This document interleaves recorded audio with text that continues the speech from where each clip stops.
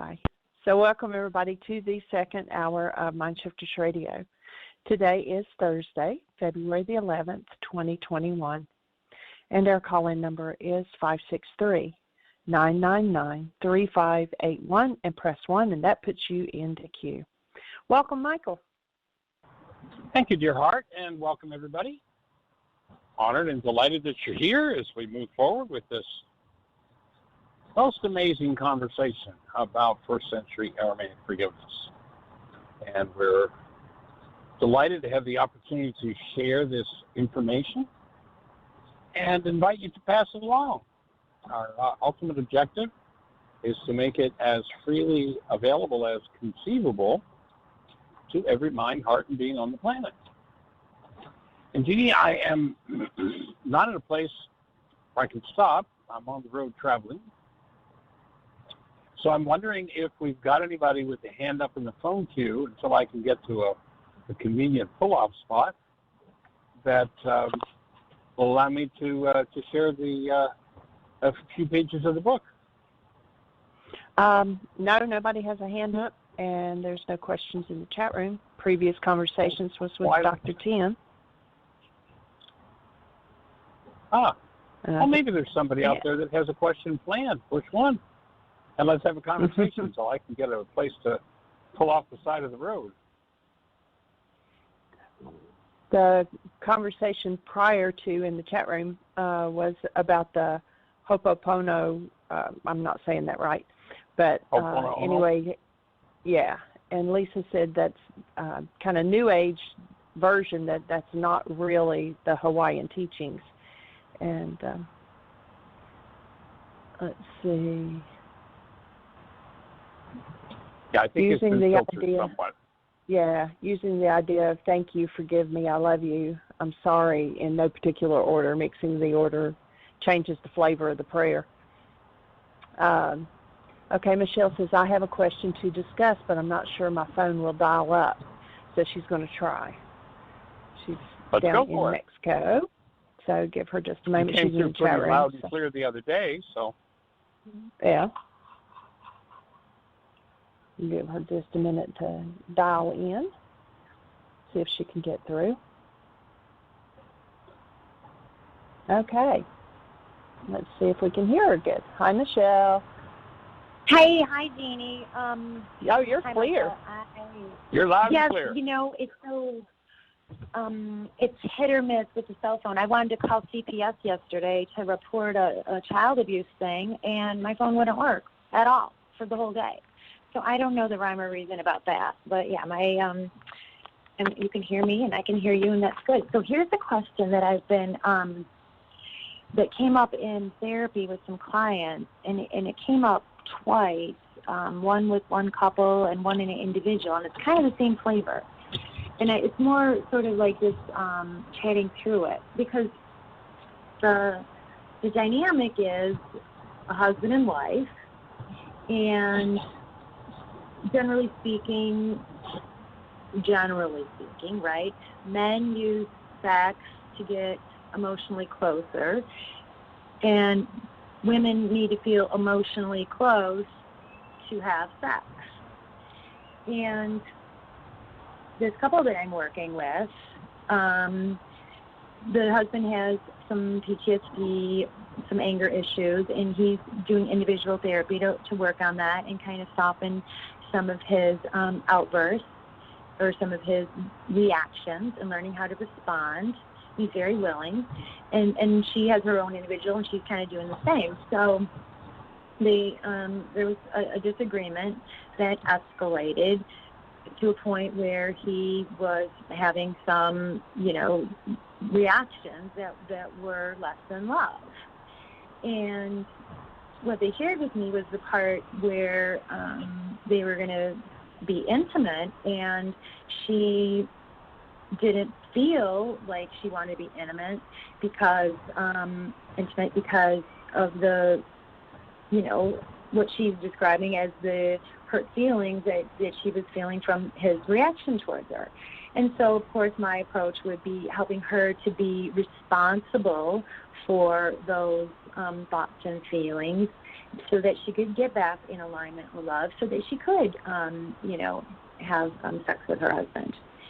And her feedback from working through this situation with her individual therapist had a different tact, in the sense that her reaction to not want to have sex wasn't as much as a punishment as it was a consequence, and that her feelings of withdrawal and not wanting to get physically connected again right away were a healthy reaction and a consequence of his reactiveness. So I thought that would be a good topic to discuss, because I actually can sort of see both sides, and I can see where, there's maybe a gray area, because the irresponsibility, so to speak, on his end for having been coming at her with the fear and hostility had there's, so they were, they use as consequence, so let's just stay with that. Is that enough information to understand where my question lies? Well, I can give you some input. My input would be to both parties that the reaction is a consequence of blame. It isn't a consequence of anybody's behavior. And so when either party in the relationship lets go of the blame game and starts to heal the part of themselves that contributes to the, I might say, the emotional mess that they're in, if one or the other of them chooses to take responsibility and stop the blame game, then you're going to change the whole dynamic. But as long as I think you deserve consequences, that means I'm in blame of you. You see, this wouldn't be happening if it weren't for you, and that's just another form of denial. And of course, we know when one goes into denial, they dissociate from the underlying cause within themselves.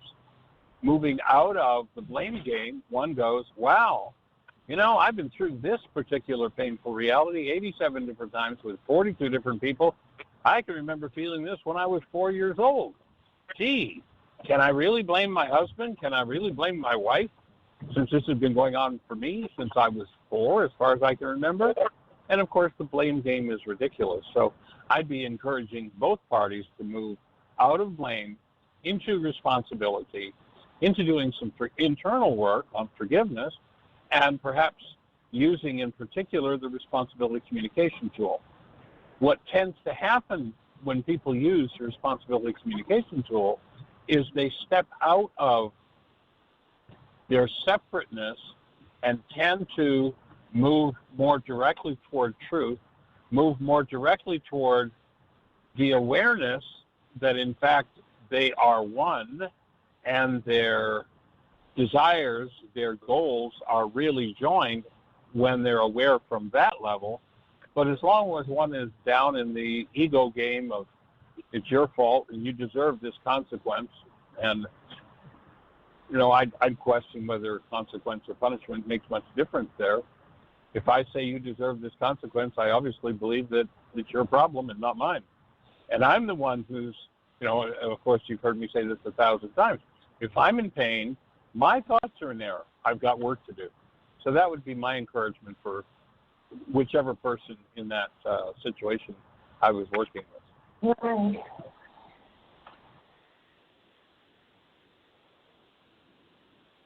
Does that make sense for you? It makes sense, but then when I hear her say, the other therapist is, you're basically saying the other therapist is validating her in her hurt feelings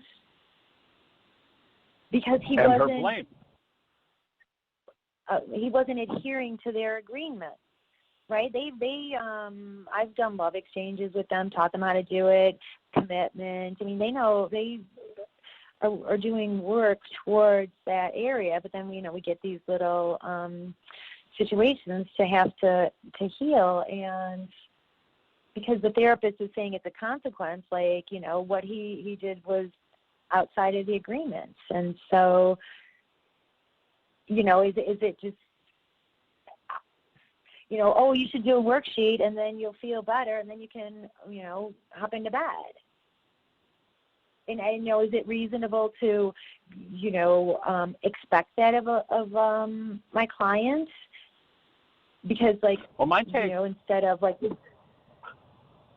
My take wouldn't be that the objective is to get them to where they can hop into bed. My point would be the objective is to take responsibility and heal yourself. And in the healed state, there's, of course, going to be a much stronger inclination toward intimacy than there's going to be in the unhealed blame state. So for me, the objective, whatever party's involved in the hopping into bed idea. Well, the husband's, feeling now there's another layer, right? Because now it feels like she's withholding. So now he could, have feelings about that, or he could feel guilty because, well, it's my fault because if I wasn't such a, angry ass during the day, I'd not be, having this estrangement from my wife tonight. I rest my case. I'm with you. No, it becomes gratuitous. I get that. I feel like I don't know, like just having trouble convincing them that, this other path that we've been going on is tried and true, and that when we start to think about it like a consequence, it kind of, you're getting different feedback from a different perspective, and it just makes it blurrier for us. Yep. Yeah, and most therapists live in a world, because they haven't resolved their own relationship issues, most therapists live in a world of, oh yes, you're justified. That's it, boy. You're on it. You keep that consequence going, and I just say that's ludicrous. It's just ridiculous. Step into responsibility. Obviously, both people have work to do, so start getting together. Another tool you might offer to them would be the commitment. Bring the commitment into the relationship. And so we have all kinds of things in our personal code that has us go in the far opposite direction of the commitment. So now what I'm going to do is I'm going to begin another level of my work, and I'm going to work toward bringing my personal code, the rules my mind uses to determine my behavior, I'm going to bring that into harmony with this commitment. I promise to trust you enough to tell you the truth, to be true to you, and treat you lovingly, gently, and with respect. Well, but why would I want to treat you lovingly, gently, and with respect after what you just did? Well, here's the reason. Right. You're obviously in pain, and you need the presence of love to bring healing to yourself. You can stay focused on the other partner, but that just perpetuates the insanity.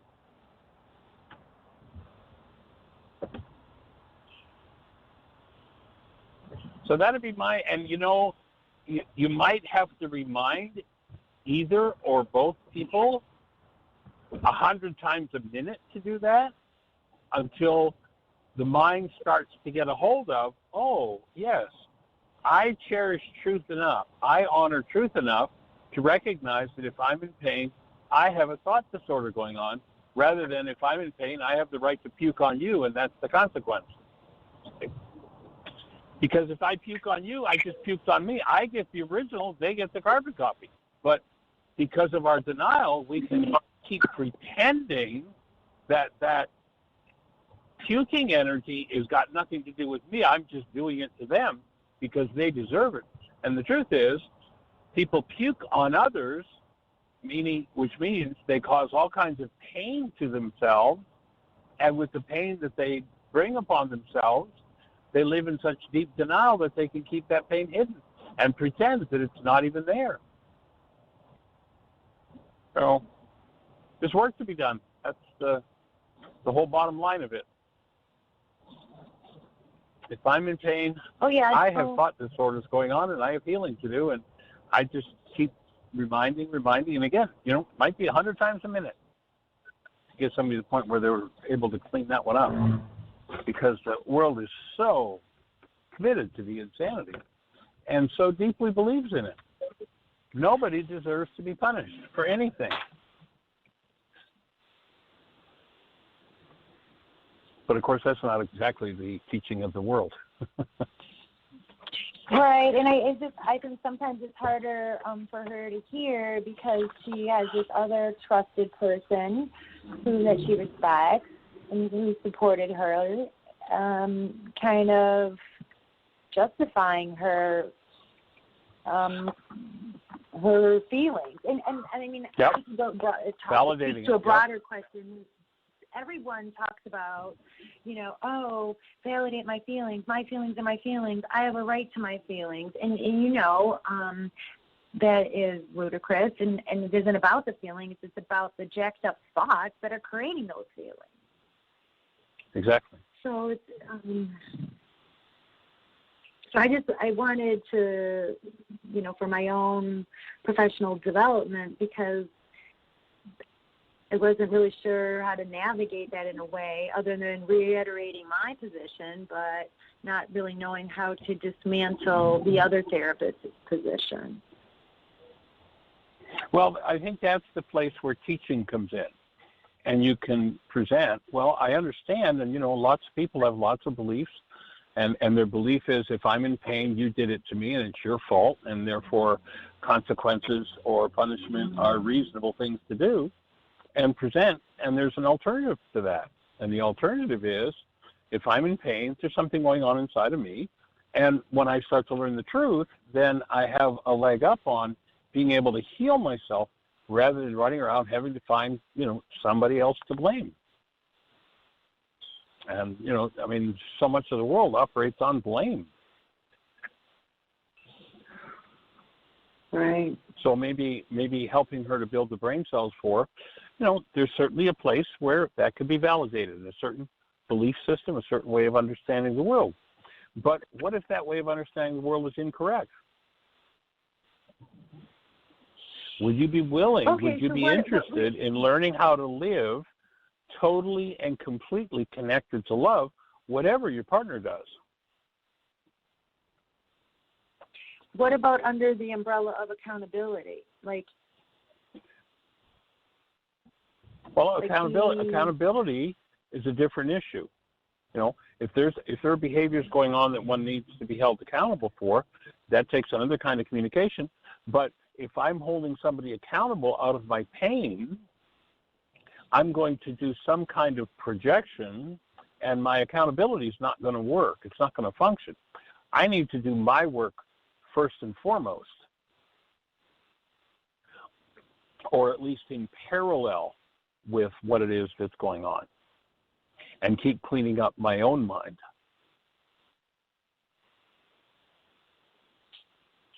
So you're saying some people use punishment as part of their accountability?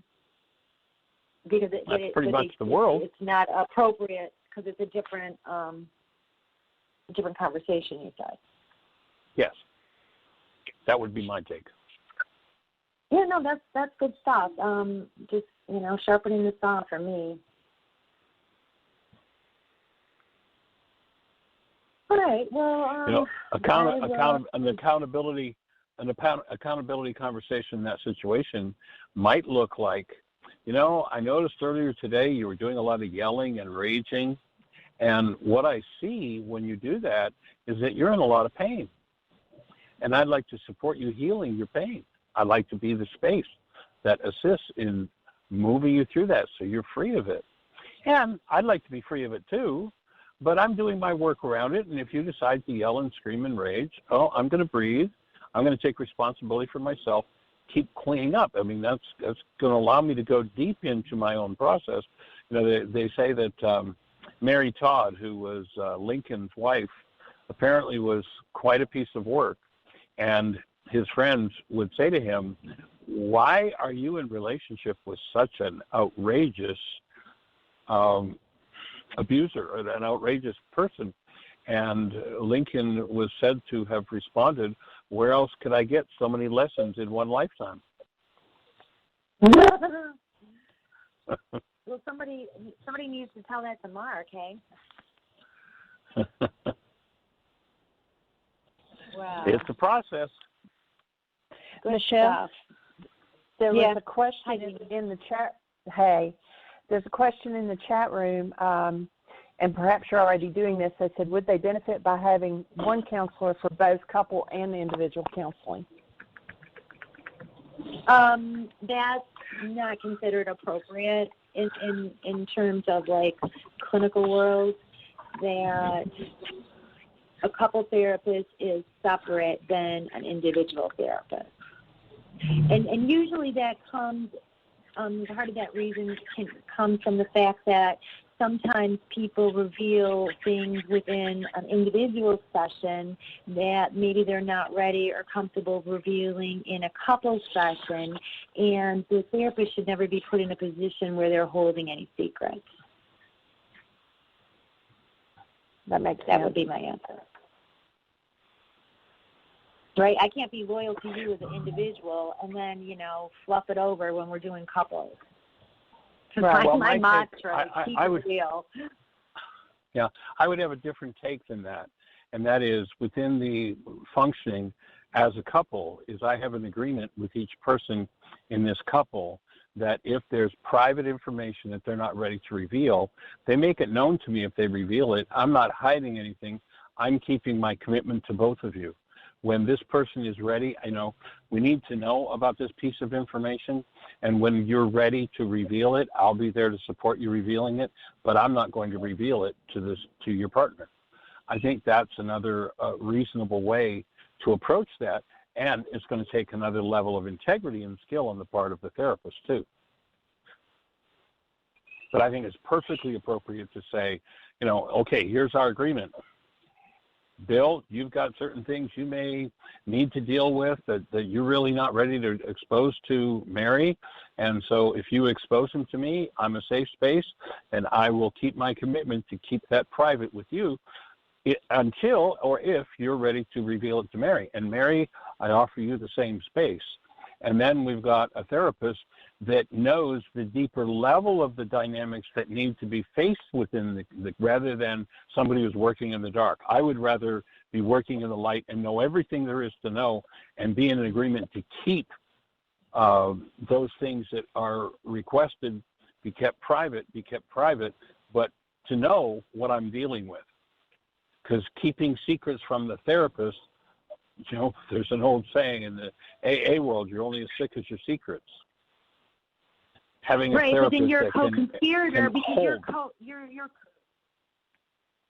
So Michael, I think APA doesn't see it that way in the sense that you're a co-conspirator in keeping the secret, and a therapy session is more about transparency. So you're still put in a position where you're concealing from the client who doesn't know.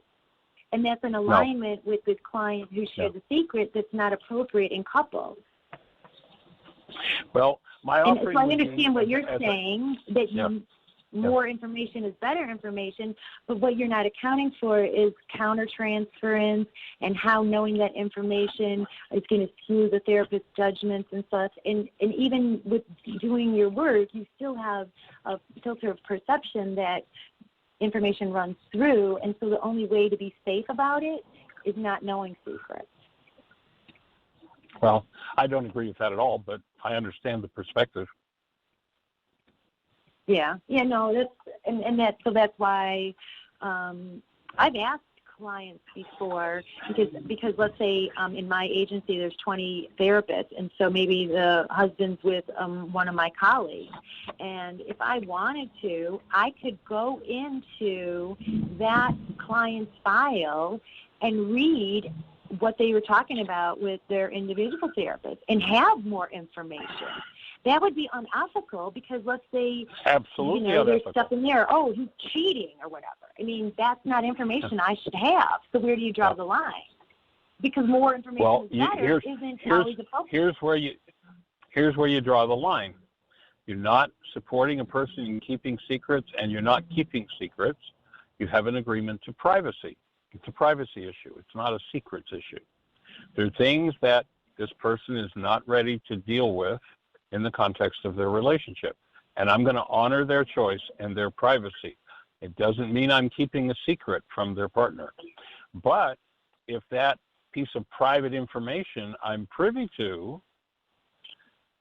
opens a space for the work with the other partner for something to be resolved, that may be the only place that which previously has been referred to as secrets, now it gets safe enough for it to come out and for healing to occur. If one doesn't know about it, it's much more difficult to open the space for it. So that would be my take. So it's not, to me, it's not anything about keeping secrets. It's simply honoring a person's privacy. And I understand there are other perspectives. That would just be mine. You know, if I were working with someone, I would feel much more capable of working with resolution for these two people if I know everything there is to know about each of their minds and each of their thought disorders. And I don't have to reveal one to the other in order to honor their privacy. Anyway, that's just my thought. But part of therapy is alliance. When it's revealed that, one of the parties was in the dark, but the two people were aware of it, whether you label it secret or privacy, you've just potentially harmed trust with the unknowing party. Well, I hear that. I wouldn't agree with that in the least. If we have an open, honest conversation that says, I understand that you have private information, and I'm going to honor your privacy until you're willing to bring it out in the context of our sessions with your partner, and vice versa with the other partner. There's full disclosure, and let's go forward with as much knowledge and information as we can. And that's what's going to open the deepest space for healing for all parties involved.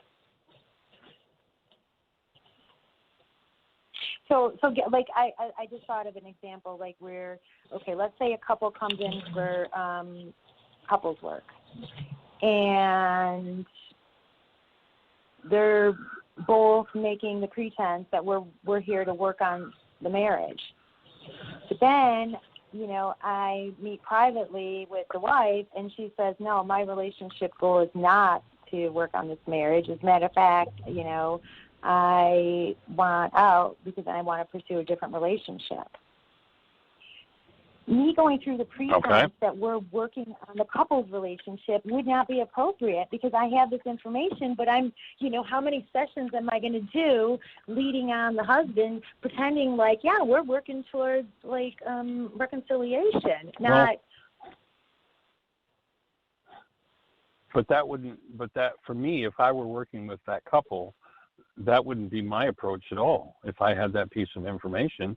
And if I don't have that piece of information, that's what's happening, we're just running around circles chasing our tail. It's silly to do therapy in that situation. What I'd be doing in that situation is the person who says, I really am not interested in bringing the relationship back together. I'm interested in finding a way to break it so I can go run off and play footsie with somebody else. Then I'd be working with that person to clean their minds up and come clean in the context of the relationship rather than supporting a pretense. And just because a pretense isn't known by the therapist doesn't make it good to allow into the space. Right, but when you were saying, my job would be respecting that person's privacy until they were ready to share, and then meanwhile, I'm doing these couple sessions where they're not ready to share. Yep. So I'm just saying I can see some areas where they just put you in this bad triangle as a therapist, and my job is to be neutrally available to both people, and I can't if I know stuff that I have to keep private. Is where the ethical and standards for APA, whether they're right or wrong, because APA also believes in a lot of diagnoses that, label people in. So, I mean, the system is not perfect. So I just have to, be mindful about the laws, I guess, rules that govern my license, the agreements I signed for ethics, and that's why I can't take a couple and an individual. So, I hear it. I don't agree with it, but I hear it, and that's okay. Yeah. Let's go back to 8 years ago when I was trying to bring forgiveness into the clinical room in the first place, and your advice to me, and I still agree this is the best advice, because I wanted to do forgiveness work. I just had to figure out a way to do it. Was Michelle, fly under the radar. So if you remember saying that or not, but it stuck with me, and that's sage advice. Yep. It's like it's kind of like the John the Baptist thing, right? You have to know when to move forward and when to just breathe. Know when to hold them, know when to fold them, know when to walk away, and know when to run. Yeah, there we go.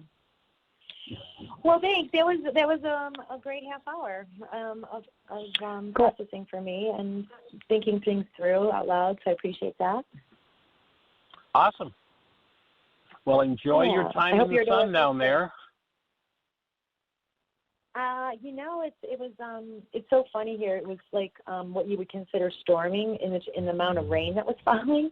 So there wasn't any clouds in the sky. It was just sunny, and I was laughing like, oh my God, it can't even go overcast. It has to be sunny while it's raining. In Hawaii, they call it pineapple juice. I love that idea. That's great. That's what they call that kind of rain, pineapple juice. Yeah, it's raining pina coladas here for sure. There you go. Fun. All right, young lady. Well, you have a blessed one. Say bye. Okay, thanks. Give your host Sarah a hug for us. All righty. Blessings. Okay, Bye-bye. I will. Bye. All right. Well, I'm at a point where I have been able to park the car safely, and so I'm sitting at the side of the road, and I'm going to go to Chapter 6, What is Reality, and why is this happening to me again? We're on page 31 if you have the book and you want to follow along with me. If you don't have the book, you can. It is out of print. However, there are always, we have, I don't know, something like 80 or 90,000 copies of it out there. And so there are always copies available on Amazon, used copies, or on eBay. You can always pick it up if you want a printed copy. Or you can go to our website, whyagain.org, and you can download the book free. PDF, print it yourself, and rock and roll. So at this point, we're introducing another level of understanding to the character that we're working with in the book, this character called Richard. And Richard is a composite. Richard is not a real individual, but he is a composite of many real people that I've worked with over the years. So that's how I assembled this character called Richard.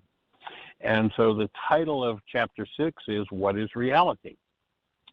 Richard was grasping the concept that reality is the output of the human mind, not what is going on in the world, which is actuality. He expressed relief at understanding more about what drove his mind and caused his pain. He explained it never occurred to him that what showed up in his mind, his reality, could possibly be different from what happened in the world, actuality. He acknowledged that he lived totally unaware that denial could distort realities in the mind so completely. Grasping the principle struck a chord of recognition for him, and he volunteered an example. I've never conceived before that what happens in the world could possibly be different than what shows up in my mind. The other day I was in a restaurant enjoying a steaming cup of coffee when a waitress came by and took it. I didn't give her a chance to explain, he continued sheepishly. I just snapped at her before I saw a fresh cup in her other hand. She'd seen me spill the coffee in the saucer and was attempting to keep me from making a mess of my clean suit. I've never thought of it in these terms before, but what you're saying helps me to make sense of that situation. When I turned and saw her picking up my cup, I thought, don't touch my coffee, and I was quick to attack. I now realize her reality was probably something like, oh, that cup is about to drip. I better grab it, Richard concluded. With the idea of bringing the train of thought full circle, I offered, your underlying reality was probably more something like, people take things from me. For her, it was likely I'd take care of it. In the meantime, the actuality was she simply picked up a dripping cup of coffee. As we continued to focus on this experience with the waitress and the reality in him that was being triggered by this event, his insight deepened. Now, he says, I see why people in my life are confused by my behavior. I'm quick to accuse and often have no idea why I'm upset.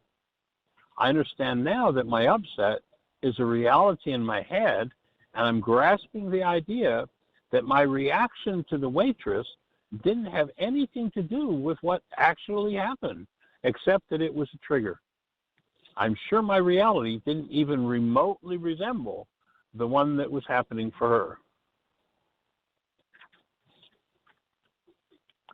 This initial insight provided Richard with a new perspective on actuality, his own and others' internal reality structures, and his responsibility for his life. He had understood the concept of a trigger and was delighted. I feel great.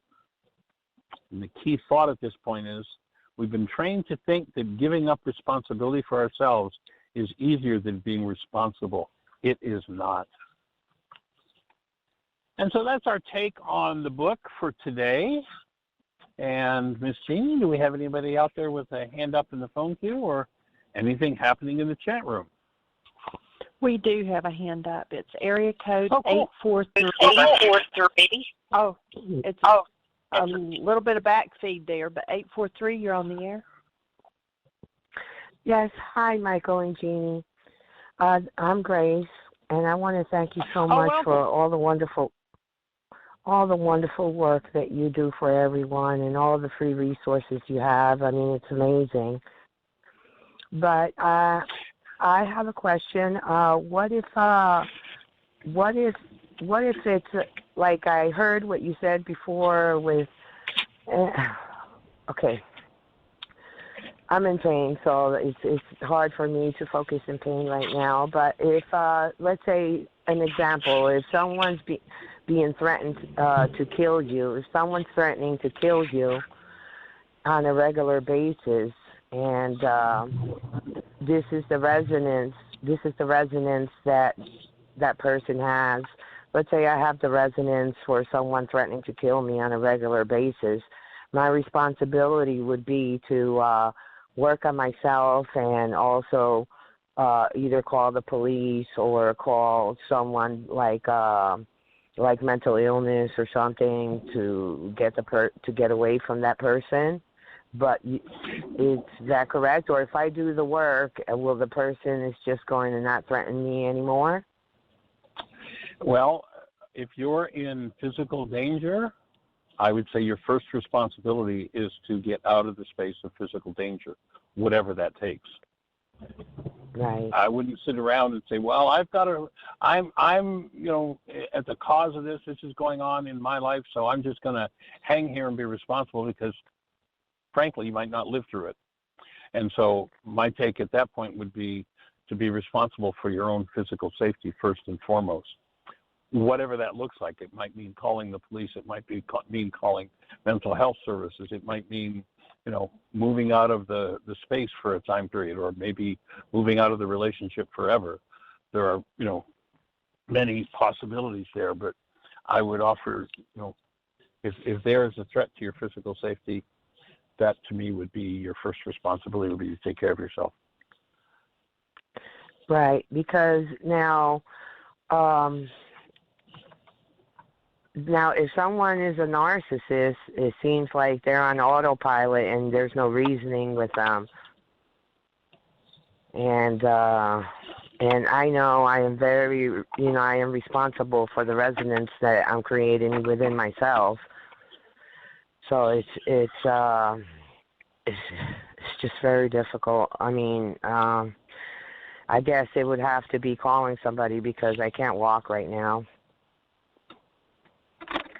So. Well, I would say if that's the actual situation that you're in at this moment, I'd be calling somebody. Absolutely. Right. for some form of support. I did. I called somebody today, and I am so grateful. I'm looking forward to working with Jeanie and your work. Well, we're delighted to be here to support you and to move in the direction of healing. And, you know, if it's appropriate to move out of the space with that particular relationship, the main thing that I would say is to make sure you do keep doing your work, looking at your responsibility. You know, you're not independent of that behavior. You're part of it. There's a part of you that plays into it. So to continue to look at the parts of you that have drawn that behavior, that are engaged in and play in that realm, clean up that part of your mind so you don't have to go find somebody else to do it with. You know, if it's time to get out of that space, keep doing your work. That's true, because you can pull in a relationship that's truly supportive and nurturing and caring instead. Right. And how will I know which resonant is causing what? Well, you know, you're never going to figure that out. My offering would be that you just begin to systematically look at any form of hostility or fear that your mind generates and apply forgiveness to it. And so trying to, you know, one of the things we point out in our codependence to interdependence work is the number one pseudo solution of what we call the non-being mind is if I could just figure this out. And the bottom line is there are so many energetic dynamics that go into any form of conflict in a relationship that you're never going to figure it out. But what you can do is you can forgive it. You can apply forgiveness in that situation and remembering that forgiveness is an internal process. Keep going into the deeper parts of your own mind and cleaning up what's going on within you. Right. 12 years ago, I had a personal coach, and I heard of you, and I took your worksheets, and I was in distress. And when I took your worksheets, I just started working at your worksheets, and a whole bunch of slime came out of my mouth and into the sink, and my life changed dramatically. So I have experienced that. Right? Yeah. It sounds like you're ready for the next level of your work. Yes. So we're here to support you. I'm so happy. Yes. I'm just so happy that my resonance inside me connected me again to you guys, because you guys do amazing work, and it really works. From experience myself, Well, welcome home. Thank you. I'm grateful. And know that any support we can be, we're here 5 days a week, and, you know, dig out those worksheets and start moving through the internal dynamics that need to be cleaned up. And once you're in a safe space, I'd jump on that, and I'd get moving in the direction of, okay, so what's the part of me that says, you know, and there are all kinds of thought disorders that can contribute to why I'm in this situation with someone who's that abusive, if that's the objective fact. And it might be, you know, I'm guilty, I deserve it. And that could be a generational pattern, or something comes from childhood. I'm broken, I don't deserve any better, might be another thought disorder. You know, there are 1,000 variations on a theme that would be fit subjects for you to begin to forgive from within yourself, so that the only resonance you put out in setting up relationship is something that says, I know who I am, and I'm ready to be in relationship with somebody who knows who they are, and that we get to really play life in a loving way together. That's the only resonance you've got.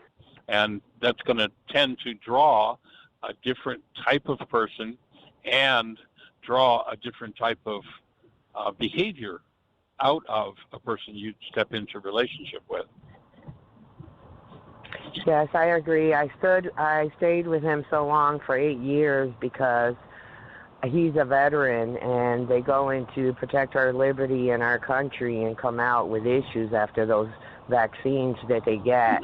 We try to look for help everywhere, and he has the traits, and he's very clever and very crafty, and he doesn't almost seem human, almost like he's hijacked by some kind of entity. But the threats from the killing comes from his son because he's threatening both of us on a regular basis to kill us. So I'm going to do the work, and I'm going to do whatever I can for my safety. I mean, what his power person did to him, setting up the whole scenario that has unfortunately infected a lot of vets in our culture. One of the things we've actually considered doing with Heartland, we only do intensives there in the summer, and because we've had really powerful success with vets over the years, I thought about doing winter programs where we actually bring whole families in and create a space for healing and support, because there's so much. I think what's done to vets in our culture is insane, unethical, illegal, immoral, and just downright error. And we need to be cleaning it up. Yes. And that means the whole culture needs to be cleaning it up, because nobody deserves what's done to our vets. And one of the things I usually do one of the things I usually include on our radio shows around Veterans Day is an apology for what we've done. And it's time for us to, as a culture, to start to clean it up. But he's crying out for help. He knows that he needs help, and he doesn't know how to get it. He went to the VA, and they told him that there's nothing wrong with being a narcissist. It's just like we haven't been able to get the help for him. But now I'm more on trying to get the help for myself. But I know that he wants to help, but, he's... Have you ever sat him down in front of a worksheet? I did. And what was his response to it? He said he didn't quite understand it, but I think that he wants to help, but to him it's kind of hard to focus and to go through with it. But for me it is too, and I'm not a veteran, and it was hard for me to go through with it, because I need to probably fix the residents in that area of procrastination. So I have to fix that area in my life probably first, the procrastination, to get to follow through. Well, we're here to support you. And I appreciate you guys. You have no idea. All right, young lady. You be blessed and keep us posted. And if you need any assistance, you know where we are. Yes. Blessing to you guys, too. Right. Thank you. Okay, lots of love and blessings. Take care. Bye-bye. Thank you. All right. Well, Miss Jeanie, let's see. We've got about 10 minutes left, so there's room for some more good conversation. Do we have anybody out there in the phone queue with a hand up? Or? No, we don't. It's all quiet. All is quiet on the home front.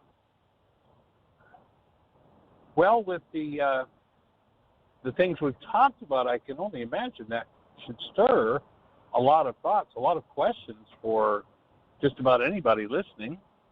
And of course, the purpose of our show is to, hear your questions, which are always a gift to us, because it empowers us to move our thinking into areas that maybe we haven't considered taking the tools, or in a way that we haven't considered taking the tools to people before. So if you're out there with a question, and sometimes people are, oh, my voice is shaky, I'll be on the radio, I'm too nervous. It's like, can you make it okay to be nervous and let your voice be shaky and call us anyway? Or, well, my question's not important, I'm just new, I don't even know what to ask. Oftentimes, the most important questions come from somebody who knows nothing about the work, or is just confronting it for the first time, and opens whole new areas for us to explore. So we'd love to hear your voice, and let's say hello. 808, you're on the air. Hi. Aloha, Miss Roma. How are you, young lady? Well, I'm okay. I'm fine. Good. I heard this last lady, and I just felt so much compassion for her that I started to cry. And when I started to cry, I thought, well, why am I crying? I mean, I just automatically, because I was, listening to the show, and she was being so responsible, willing to take responsibility for her own reality. I just felt so much compassion for her, and but I'm wondering if my crying on her behalf is there something codependent in me, or is it just, I mean, what is compassion? I mean, it just feels like compassion, to see someone who's really challenged in that way. I mean, what's the difference? My offering would be that compassion is an aspect of being. We asked the question about hold a newborn child, tap into the essence of the child, and most people's, descriptor for the newborn is some variation on the theme of love. Well, for me, another aspect of being, of that newborn created energy, is compassion. And so my offering would be that when tears come with it, that there's an issue there's an underlying issue that's being resonated by the circumstance of the situation. If you've ever been in that kind of a circumstance, and perhaps there's some unresolved energy around it, or maybe there's a genetic component to it. So my take would be that compassion isn't going to be about tears. The tears are about some kind of unresolved pain or grief that's resonated by the situation. So I'd, jump in and do a worksheet or two and see what I can discover. Yeah. Well, I remember hearing my parents when I was, maybe 3 years old or something, fighting quietly. They were banging, their bodies were banging against the walls, but they weren't making vocal sounds because they didn't want to scare their 3 children. Right. My sister and I could both hear their bodies. They were fighting, physically fighting with each other. So I guess that's what got triggered in me, because that's, that was one of my 3 early memories. Right. Yeah, I guess that. So what would be the goal that you could remember having for them when you were a child?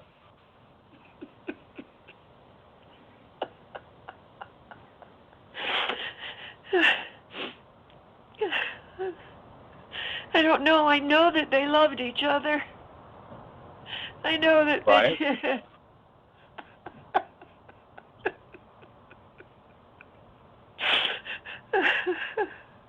So would the goal perhaps have been for them to act in a way that would reflect that they love each other? For them to be caring with each other? For them to be... Well, I don't know that as a 3-year-old I had a goal. I mean, I'm sure I didn't want them to hurt each other.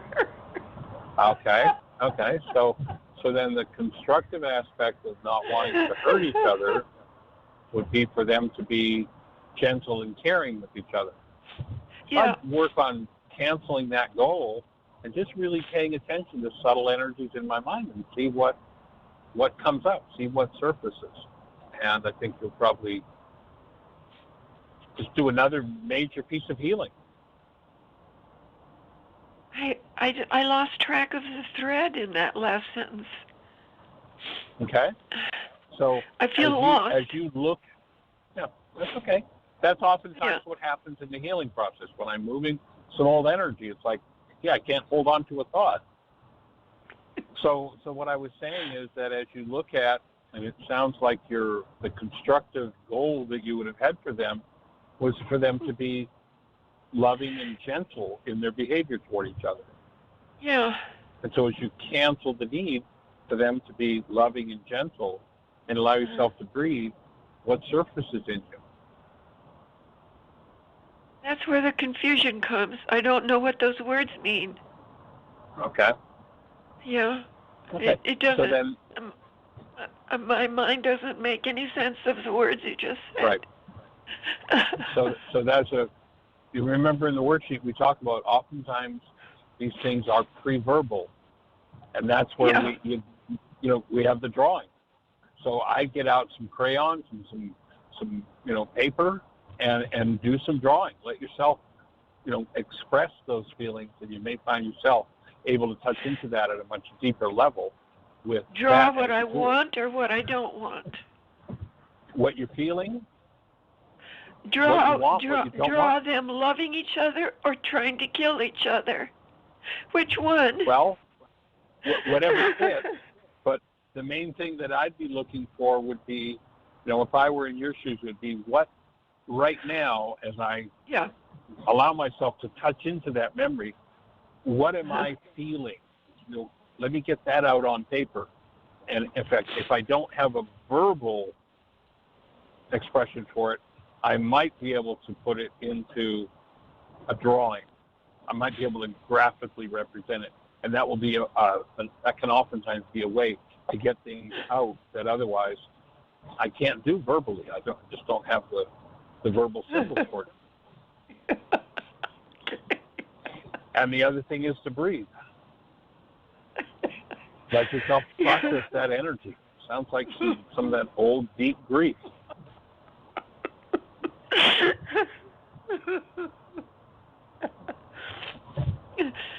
And it was scary. I felt really grief-stricken that they were hurting each other. And it was also scary, because what if they killed each other?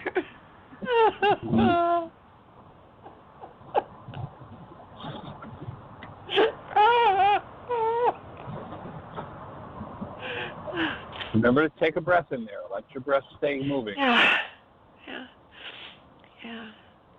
Wow. Well, I guess I'm grateful to that lady that called. That she was so honest with us. And Opening the space. Nothing like community. And a little support from our friends. Yeah.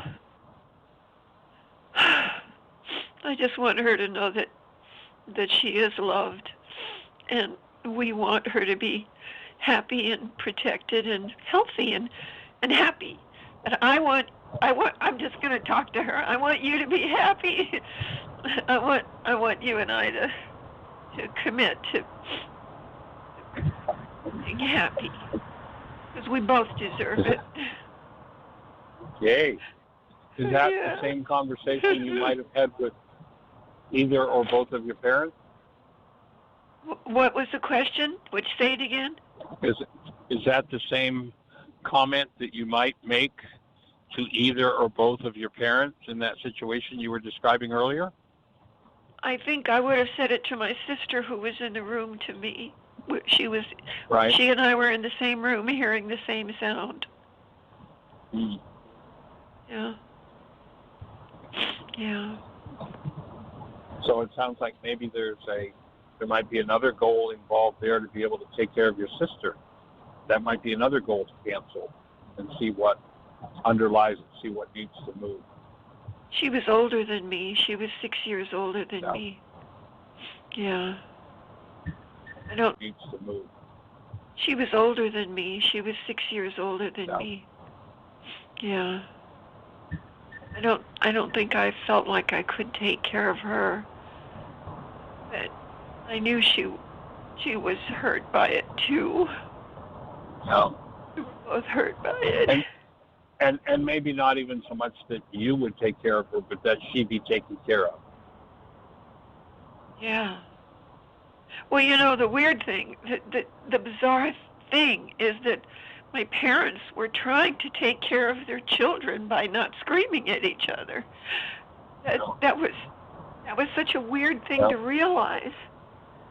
No, I hear you.